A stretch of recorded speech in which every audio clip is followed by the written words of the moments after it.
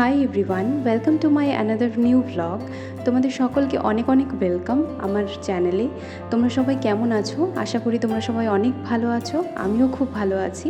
তো আজকে আমি অ্যাকচুয়ালি অফিস থেকে ছুটি নিয়েছি। আজকে আর আমি অফিস যাইনি। তো সকাল সকাল স্নান টান সেরে পুজো দেওয়া কমপ্লিট হয়ে গেছিলো। অ্যাকচুয়ালি যখন ছুটি থাকে বা ছুটি নেওয়া হয় অফিস থেকে, তখন সেই দিনগুলো কিন্তু আমার ভীষণই ভালো লাগে। মনে হয় যেন আমি ভীষণই রিল্যাক্স ফিল করছি। আর আমার অনেকটা সময় রয়েছে আমার কাছে টাইম স্পেন্ড করার জন্য বা কোনো কিছু কাজ থাকলে সেইগুলো সেরে নেওয়ার জন্য। মা গেছিলো যেহেতু একটু পুজো দিতে মন্দিরে, তো আমি ভাবলাম যে ঘরের কিছু কাজ তো আমি করতেই পারি। সব সময় তো করা হয়ে ওঠে না, ম্যাক্সিমাম টাইমই মা করে। তো ছুটির দিনগুলোতে আমি চেষ্টা করি যে ঘরের কিছু কাজ অন্তত করার, সেটা কিন্তু আমার ভালোই লাগে। আর বিছানাপত্রগুলো এলোমেলো হয়েছিল, তো সেগুলোই আমি ঠিক করছিলাম। বড় হওয়ার সাথে সাথে বাড়ে কাজের রেসপন্সিবিলিটি। আর অফিসের প্রতিনিয়ত জব করার সাথে সাথে মাঝে মাঝে মনে হয় নিজেকে একটু ব্রেক দেওয়া প্রয়োজন।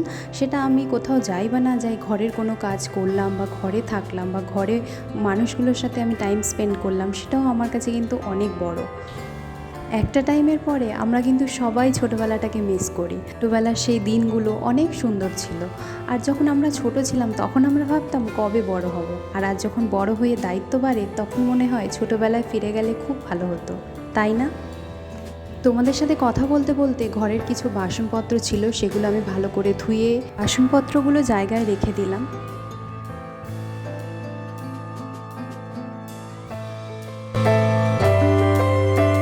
আর দেখলাম মা আসার সময় আমার জন্য ছেঁড়া পরোটা আর তরকারি এনেছে, যেটা কিন্তু খেতে আমার ভীষণই ভালো লাগে। তো মা বলল খেয়ে নে। তো আমিও খেতে বসে গেলাম। ব্রেকফাস্টটা করা হয়নি তখন, তো ওই জন্য ব্রেকফাস্ট করতে বসে গেলাম।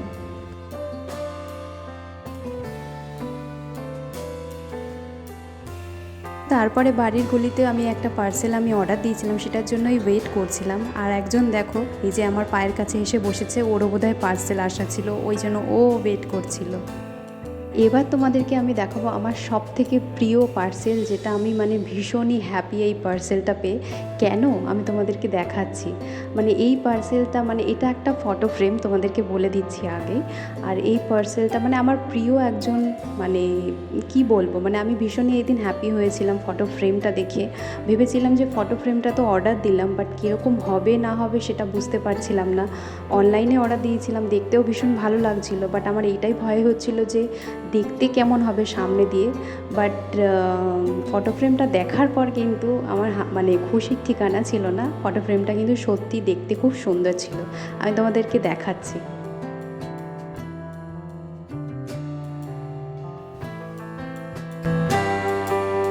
আর এই হচ্ছে সেই ফটো ফ্রেম। অবভিয়াসলি রাধাকৃষ্ণ, যিনি আমার খুবই প্রিয়, এই দুজন রাধাকৃষ্ণ। তোমরা জানো আমার অন্যান্য ভ্লগেও কিন্তু আমি তোমাদের সাথে মাঝে সাঝে শেয়ার করে থাকি। আমার একটা ছোট্ট কৃষ্ণার মূর্তি আছে, যাকে আমি পুজো করি, যাকে আমি খুব ভালোবাসি। তো তারই ফটো ফ্রেম এসেছে। তো এটা আমাদের ঘরটা যেহেতু ছোট, তবুও আমি এটা অর্ডার দিয়েছি, কারণ এই ফ্রেমটা আমি আমার মাথার দিকে লাগাবো। তো এখন লাগাবো না, ঘর ঠর একটু ঝাড়ার আছে, তো ওইগুলো হওয়ার পরে যখন আমি বলে লাগিয়ে দেবো, তখন তোমাদের সাথে একবার নিশ্চয়ই শেয়ার করবো। আর এই যে আমাকে থ্যাংক ইউ কার্ড দিয়েছিল, আর এটা হচ্ছে পুরো লুকটা আমি সাজিয়ে তোমাদেরকে দেখিয়ে দিচ্ছি। দেখো কতটা সুন্দর লাগছে। এটা দেখলেই মনে হয় একটা পিসফুল, একটা বিউটিফুল, একটা পজিটিভ এনার্জি, সব কিছু এর মধ্যে রয়েছে। আর কি চাই লাইফে। বিশেষ করে তোমরা যারা স্পিরিচুয়ালিটির সাথে যুক্ত আছো, তারা জানবে যে এটা কতটা পিসফুল একটা পজিটিভ এনার্জি, সব কিছু এর মধ্যে আছে। বাইরের জগতে তো অনেক কিছু আছে, কিন্তু এই জগৎটা তো সম্পূর্ণই আলাদা। আরও একটা পার্সেল এসেছে, সেটা আমি তোমাদের সাথে একটু পরে শেয়ার করছি। তো এই দুটো কাচের বটল ছিল। অনেক দিন ধরেই ভাবছিলাম যে একটা গ্লাস পেন্টিং করব। দেখো খুব ভালো আঁকতে তো আমি পারি না, ফার্স্ট টাইম আমি গ্লাস পেন্টিং করতে বসলাম হাতে ব্রাশ আর কালার নিয়ে। তো ফার্স্টে আমি হোয়াইট কোটটা দিয়েই করেছিলাম। তো আমি সময়ই পাচ্ছিলাম না, আর আমি জানি না কতটা আমি ভালো আঁকতে পারবো। তো তোমাদের সাথে শেয়ার করছি আমারই লাইফস্টাইলের কিছু জিনিস, আশা করি তোমাদের ভালো লাগবে। তো প্রথমে আমি এই বটলটাতে হোয়াইট কালারের কোড মেরেছিলাম, আর হোয়াইট কালারটা আমার কাছে কিন্তু খুবই কম ছিল। তো এইভাবেই কোডিংটা আমি মেরেছিলাম। প্রবলেমটা হয়ে গেছিলো, এর মধ্যে যে ডিজাইনটা আমি করেছিলাম না, সেটা পুরো ঘেটে গেছিলো। অ্যাকচুয়ালি আমার কাছে এই একটাই ব্রাশ ছিল, তো আলটিমেটলি যে ডিজাইনটা আমি করেছিলাম ওটা পুরোই কেটে গেছিলো। যেহেতু হোয়াইট কালারটা আমার কাছে ছিল না, তো তার জন্য আমি তারপরে হলুদ কালার দিয়ে, মানে বাইরের কোটটা ইয়েলো কালার দিয়ে তারপরে এই ডিজাইনটা তুলেছিলাম। জানি এটা খুবই সিম্পল একটা ডিজাইন, তবুও চেষ্টা করেছি। অ্যাকচুয়ালি আমি আমার যে কৃষ্ণার যে মূর্তিটা রয়েছে সিংহাসনে ওখানেই রাখবো, তো তার জন্যই এটা রেডি করছিলাম। জানি না কতটা ভালো হয়েছে, তোমরাই বলতে পারবে।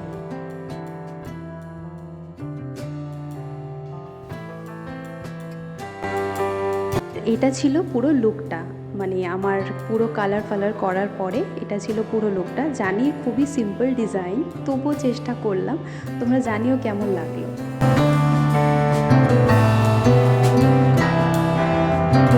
এই করতে করতে হয়ে গেছিলো লাঞ্চের টাইম, তো মা আমাকে খেতে দিয়ে দিল। আর আমাদের আজকের লাঞ্চে ছিল গাটিকুচুর তরকারি, আর পটল ভাজা ছিল, কাঁকরোল ভাজা ছিল, আর ছিল কিন্তু পনিরের তরকারি। তো আর আমারও খুব খিদে পেয়ে গেছিলো, যেহেতু আমি টাইমে লাঞ্চ করি।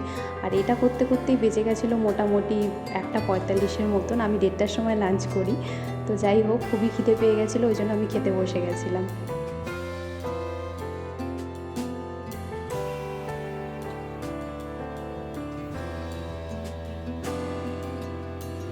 তোমাদেরকে এবার আমার সেকেন্ড পার্সেলটাও দেখিয়ে দিচ্ছি। আর্টিফিশিয়াল ফ্লাওয়ার, যেটা আমি মিশো থেকে অর্ডার করেছি। মিশো থেকে আমি ওই ফটো ফ্রেমটাও অর্ডার করেছি, তো তোমাদেরকে আমি ওটার স্ক্রিনশট দিয়ে দেবো, তোমরা দেখে নিতে পারো। তো এটা মানে ডিজাইনটা, মানে এটা দেখতে খুব সুন্দর লাগছিলো, আর সত্যি আমি রিসিভও করেছি খুবই ভালো। এটা দেখতেও সুন্দর। কিন্তু দুপুরের শান্ত আকাশ হঠাৎ করেই মেঘে ঢেকে গেল, আর শুরু হলো ঝমঝম করে বৃষ্টি। আর কি, জানালার বাইরে দিয়ে হাতটা বাড়িয়ে বৃষ্টির ফোঁটাগুলোকে অনুভব করছিলাম। এই অনুভূতিগুলোই মনে করিয়ে দেয় ছোটবেলার সেই দিনগুলো, যখন কোনো চিন্তা ছাড়াই মনের আনন্দে ভিজতাম। আজও সেই অনুভূতিগুলো ঠিক আগের মতোই সুন্দর, শুধু যেটা বদলেছে সেটা হলো সময়।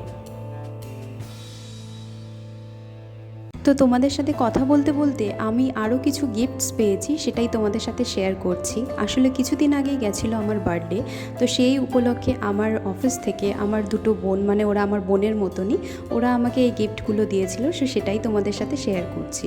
সব থেকে বড় বিষয় কি বলো তো, ওরা যে গিফটগুলো দিয়েছে সেটা আমার এত পছন্দ হয়েছে, মানে বলার মতন না। আমার চোকার ভীষণই পছন্দের, আর আমি কখনোই ওকে বলিনি যে আমার চোকার পছন্দের, কিন্তু আনফর্চুনেটলি ও আমাকে চোকারই গিফট করেছিল, যেটা কিন্তু আমার খুবই পছন্দ হয়েছিল। তো থ্যাংক ইউ সুদীপ্তা। আরও একটা গিফট তোমাদের সাথে শেয়ার করছি, সেটা হচ্ছে সব থেকে আমার খুবই পছন্দের একজন, সেটা হচ্ছে কৃষ্ণা এগেন। আর এটা পুরোপুরি হাতের কাজ, মানে এত সুন্দর করে ও এঁকেছে, মানে খুবই সুন্দর, আমার খুব ভালো লেগেছে। এত সুন্দর একটা গিফট আমাকে দেওয়ার জন্য thank you so much Juhita, আমার খুব পছন্দ হয়েছে। Once again thank you. আর এবার তোমাদের সাথে শেয়ার করছি আমার মা আমাকে কি গিফট করেছিল। আমার মা আমাকে দুটো কুর্তি সেট গিফট করেছিল, তো সেটা হচ্ছে এটা, আরেকটাও আমি দেখাচ্ছি। তো আমার দুটোই খুব পছন্দ হয়েছে। আর সব থেকে বড় বিষয় হলো এটা তোমার প্লাজো সেট আছে, মানে ওড়না, কুর্তি আর প্লাজো দুটোই আছে। তো মানে গরমকালে এইগুলো পরা কিন্তু ভীষণই কমফোর্টেবল। আমার তো মনে হয় জিন্স টপের থেকে বেশি এই কুর্তি, লেগিংস বা প্লাজো সেট যেগুলো থাকে সেগুলো ভীষণই কমফোর্টেবল। তো এইটা আর আরেকটা যেটা দেখালাম, এই দুটো মা আমাকে কিন্তু আমার বার্থডেতে গিফট করেছিল।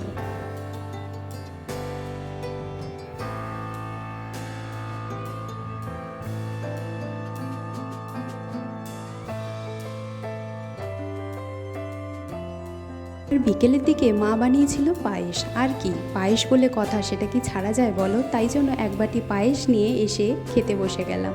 আর পায়েসটা খেতেও ছিল কিন্তু ভীষণই সুস্বাদু। আর তাছাড়া প্রতিটা ছেলেমেয়ের কাছে তার মায়ের হাতের রান্না কিন্তু সব থেকে সেরা, তাই না বলো?